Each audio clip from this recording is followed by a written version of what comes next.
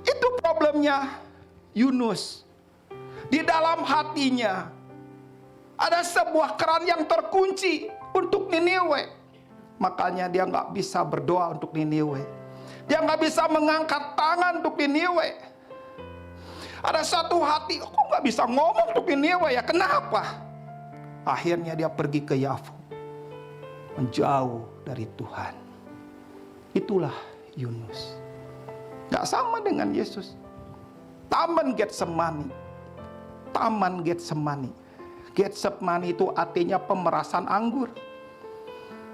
Di tempat itu, dia benar-benar mau diperas habis. Gak ada lagi kedagingannya. Gak izinkan kedagingannya menguasai. Dia izinkan Tuhan bekerja. Yesus itu seperti itu. Berbeda dengan Yunus. Sekalipun dia tahu, bahkan ketika dia berkata-kata kepada murid-muridnya, aku akan pergi ke Yerusalem. Di tempat itu, di kota itu, banyak nabi yang mengalami peristiwa-peristiwa yang menjadikan mereka martir. Ketika Yesus mengatakan itu, apa kata Petrus?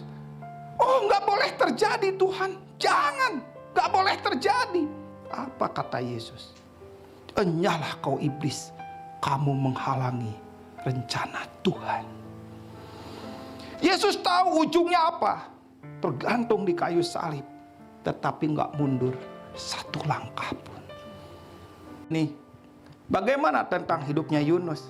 Bagaimana Yunus dibandingkan dengan Yesus? Ini yang tadi ya, ayat 3, menjauh dari Tuhan. Dari Alkitab yang terbuka, kalimatnya di sini dituliskan jauh dari hadapan Tuhan, dituliskan menjauhi hadirat Tuhan. Dengan sengaja langkah-langkah menjauhi hadirat Tuhan. Ada orang-orang yang begitu. Ketika dia suka, ketika dia diberkati, ketika dia happy, ketika dia mengalami satu kegairahan dalam pelayanan, itu bukan pelayanan yang sejati. Nanti ketika dia menemukan hal-hal yang tidak dia suka, di situ keputusan dia seorang pelayan sejati atau bukan. Kalau dia melayani karena dia suka, kan dia melayani karena dia hobi, dia melayani karena pelarian di rumah, sumpah pergi ke pelayanan, lalu satu kali pelayanan nggak seperti yang dia mau, ekspektasinya nggak sesuai dengan yang dia mau, maka disitulah ujian yang sebenarnya seorang pelayan. Kalau yang gampang-gampang dia mau, yang gampang-gampang dia ingin, yang gampang-gampang dia happy, itu bukan pelayanan.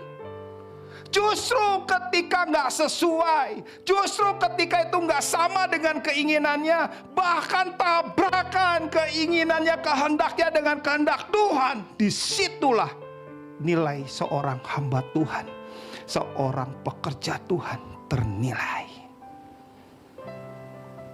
Pada saat itu Yesus berkata, kalau boleh cawan ini berlalu.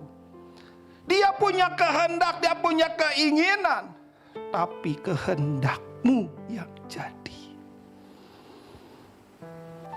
Hari ini ada banyak hamba-hamba Tuhan, pelayan-pelayan Tuhan berkata, kalau boleh cawan ini berlalu, dan aku ingin tidak sesuai dengan yang kau mau. Biar kehendakku, bukan kehendakmu Tuhan. Tabrakan. Itu yang disebut dengan menjauh dari hadirat Tuhan. Dalam BIMK, Bahasa Indonesia Masa Kini, dituliskan, dia pergi ke Yafo itu untuk menjauhi Tuhan. Sementara Daud berkata, kemanakah aku pergi ya Tuhan? Kemanakah aku pergi menjauhi roh-Mu?